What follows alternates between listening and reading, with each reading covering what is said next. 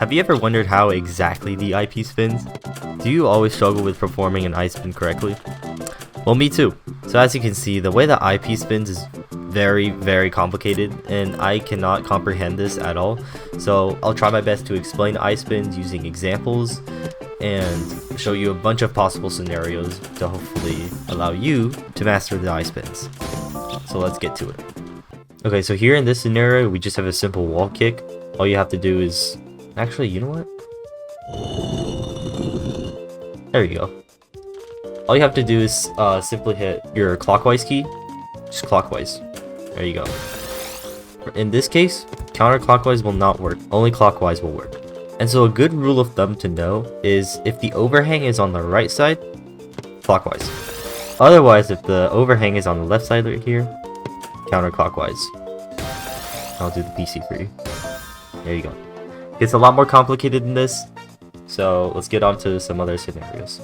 So if you have a well that's covered up, you can actually create an overhang, given that you have enough space for the eyepiece to fit in, but you can create an overhang and actually turn that piece into the well. Since there's nowhere for the eyepiece to really turn, the only place it can turn is, well, down the well. So there you go. Okay, so this is where it really gets interesting. It's actually very possible to fit that eyepiece in there. And the reason that works is because here we have one little nub that allows us to first rotate into there, and then you have to do a 180-degree turn and then turn into the well. So in order for this to work, you have to have at least one little nub for this kick, and then beside it at least a 2 tall wall, or else this will happen. It's not gonna go in there. It's another way this works is by having a little 2-block tall wall here. And what you want to do is you want to first counterclockwise again on this spot, 180 degrees, and then clockwise. And there you go. And this goes for the other scenario where you have a little 1-block nub and a 2-block wall next to it. And of course it works with the other way as well.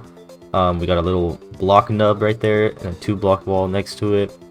Clockwise again, 180, counterclockwise, boom. There you go. Just like that. Okay, let's say something like this happened while you're trying to make a T-spin and you messed up. You're trying to get that eyepiece in there. Well, you can't just put it in there like that. What you have to do is create at least a 4-block tall wall like this, hug it, and then clockwise. Or you can do something like this again. I'm just gonna call this a little staircase. You could do something like this and clockwise again. There you go. Although I think there are more practical ways to do this, this is one way.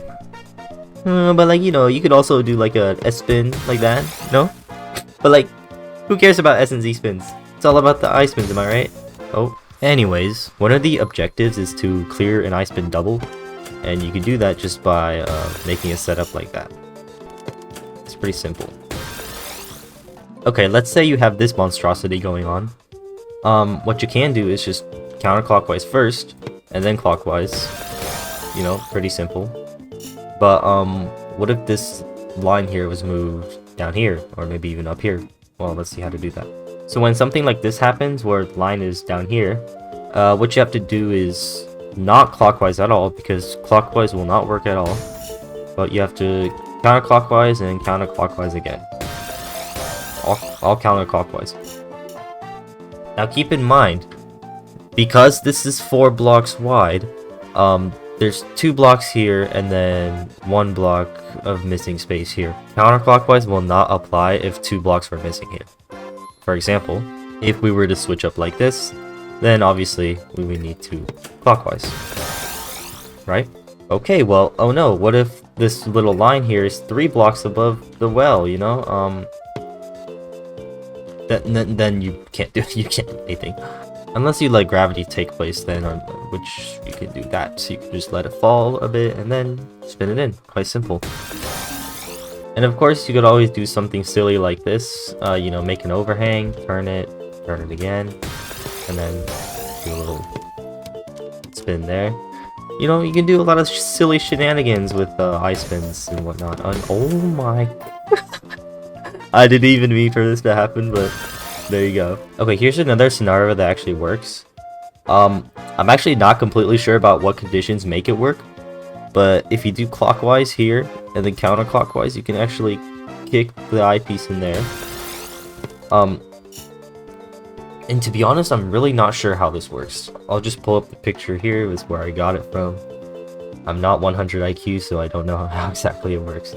But again, this works when it's mirrored, so if we do something like this, then rotate counterclockwise and then clockwise, and boom. There you go. And of course, you can't forget the quantum tunneling. This is obviously not possible by any means. You actually have to change the kick table entirely. But if you did want to do this, just go down to the kick table here and change your kick table to SRSX. As you can see, it says SRS with more powerful 180 spins. So there's a lot of weird things you can do with it, like completely quantum tunneling your eyepiece, right? Which is of course you can always just casually, you know, teleport your eyepiece horizontally, you know, it always works. And if you want to make custom maps yourself and do all these silly things, click the video on the top right. That's where I show you how to download Tetrio Plus. Anyways, that's about it. If you want to know more about some other spins, maybe just let me know. But that probably won't happen for a while since I'm either too busy or I'm too lazy. Please help me, I'm suffering.